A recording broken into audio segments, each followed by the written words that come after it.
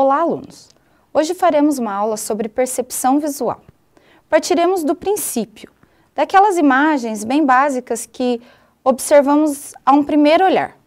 Isso, segundo Didi Huberman, é o ver. Nós vemos qualquer imagem, analisamos qualquer imagem. Em um segundo momento, nós detalhamos um pouquinho mais essa imagem. Procuramos nela elementos que se conectem com coisas que nós conhecemos e que nós já experienciamos. Já num terceiro e quarto momento, a gente passa para os detalhes dessa obra.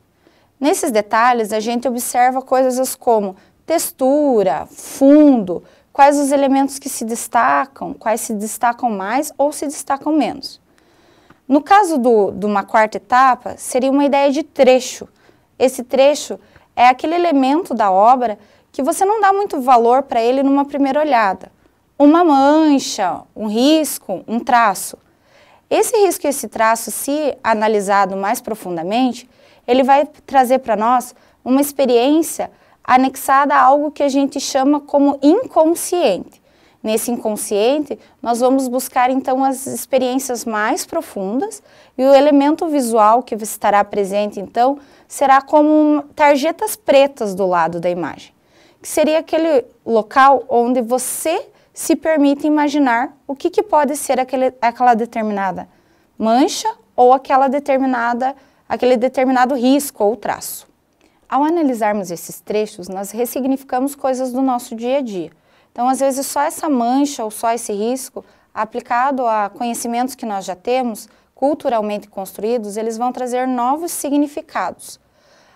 Aprofundando ainda mais esse olhar, nós podemos chegar ao efeito catártico, que é aquele efeito que é quando você não sabe exatamente o que você está percebendo ou sentindo da obra, mas é uma sensação. Apontado em muitos livros, por exemplo, por Aristóteles, que é o efeito da catarse, esse momento, então, em que o corpo e a mente se conectam para perceber o todo da obra.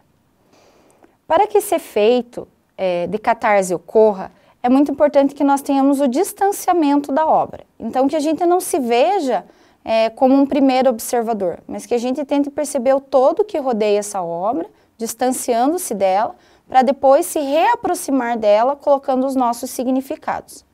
É importante também que a gente perceba que o analisar a obra é como um acender e apagar da luz.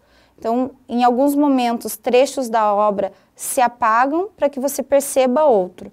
E assim por diante, todos os elementos da obra. Quando esses elementos tornam a se juntar, é que você vai ter então essa ressignificância, esse efeito catártico e por fim, a percepção da obra em si. Observe a imagem que está aparecendo na sua tela. Essa obra é do artista chamado Hooper e se chama Night Talks. Observe as linhas, como elas estão, se elas são bem definidas, pouco definidas, se elas possuem cores, se elas são negras, como é a forma dessa linha. Observe agora as cores. Essas cores se harmonizam? Elas combinam? Esses elementos estão dentro de uma mesma escala cromática? Essas cores trazem informações de experiências que você já teve? Observem que cada um desses elementos vão trazer informações para vocês.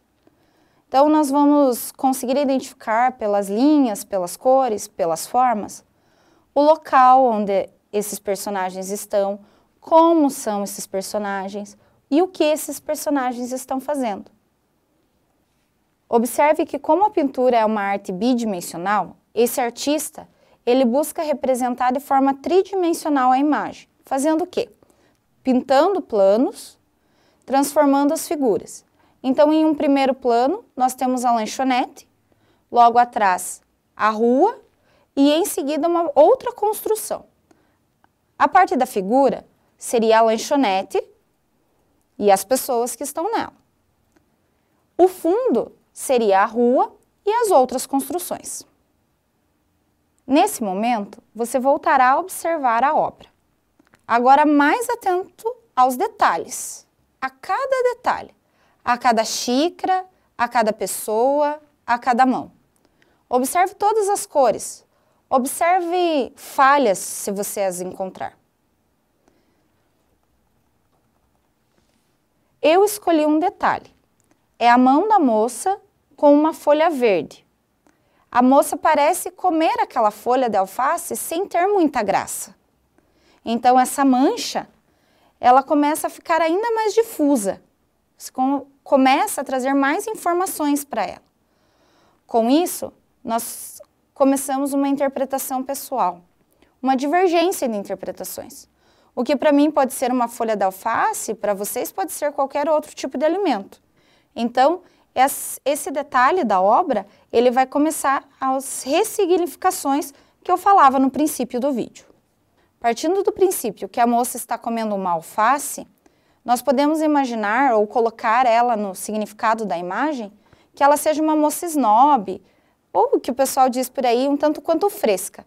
Então, essa ideia de refletir ou ressignificar vai partir de cada observador. Por fim, você está vendo a imagem novamente.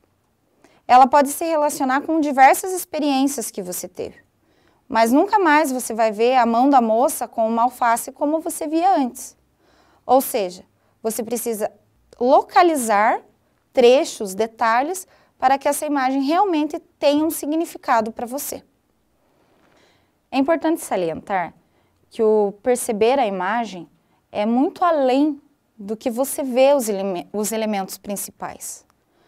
O perceber a imagem é você buscar o profundo da imagem, é perceber o que está no escuro da imagem. Por isso a ideia do acender e apagar as luzes. O perceber a imagem é o jogo que você faz entre o que você conhece, o que a imagem apresenta e o que você ressignifica dela. Nós vamos trabalhar com uma segunda imagem nesse momento. Agora, ao contrário da primeira, eu não vou dar o título e vou dar algumas perguntas. Então, eu sugiro que você pegue o papel e uma caneta para que você anote as respostas das perguntas que eu vou lhe fazer. Com a segunda imagem na tela, observe-a atentamente. Observe o que acontece na cena. Qual é a ação que está ocorrendo? Anote.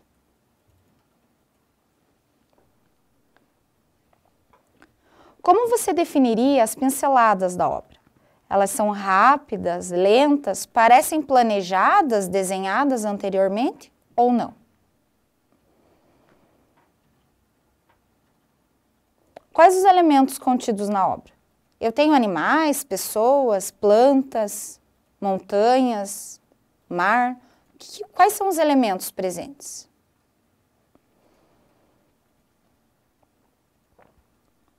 O que as cores dessa obra te sugerem? Sugerem algum momento do dia? Sugere algum sentimento ou sensação de tristeza, de alegria? O que essas cores lhe transmitem? Agora nós vamos um pouquinho mais a fundo. Se você tivesse que determinar um movimento artístico a qual essa obra pertence, cubismo, expressionismo, dadaísmo ou outros, a qual movimento você incluiria essa obra?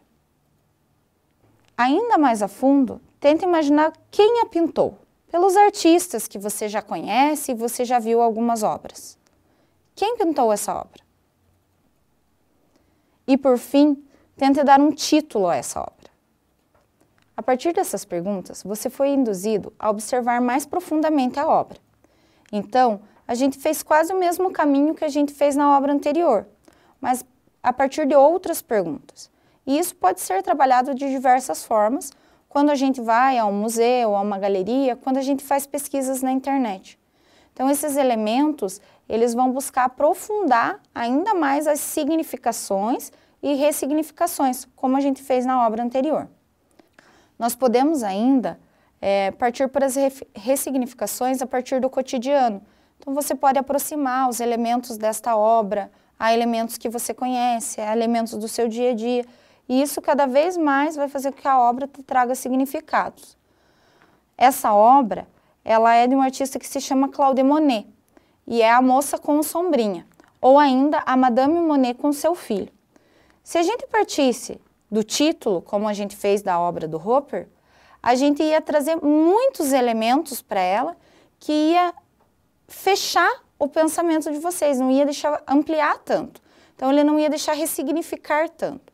Então, dependendo da obra e dependendo do que eu desejo dessa obra, é o que vai fazer com que eu direcione as minhas perguntas, o meu campo, né, de visão. É importante que a gente analise também que a gente está vendo de um ponto de vista de observador. Pensando num ponto de vista artístico, de eu produzindo a obra, essa necessidade de afastamento e distanciamento é ainda maior, porque eu preciso pensar, além da obra, eu preciso pensar no produto, na informação que esse produto vai trazer, que essa obra vai trazer, onde ela vai ser exposta, como ela vai ser exposta, como que o meu público vai receber todas essas informações. Vocês devem estar se perguntando como seria analisar uma obra abstrata. Neste caso, os elementos formais eles são ainda mais fortes, como a linha, a espessura da linha, o ponto, a cor, qual é a forma que ela tem. Porque como eu não tenho algo que eu reconheço de primeira, ou algo figurativo, então essas obras abstratas, elas vão ainda mais se aprofundar no subjetivo, no que a minha memória lembra quanto às imagens. Esta videoaula foi gravada com o intuito de dar dicas de leitura de imagens. Nós trouxemos aqui um teórico chamado Didi Huberman, mas existem vários outros que trabalham com leituras e ressignificações de imagem. Então, por hoje é isso e até a próxima.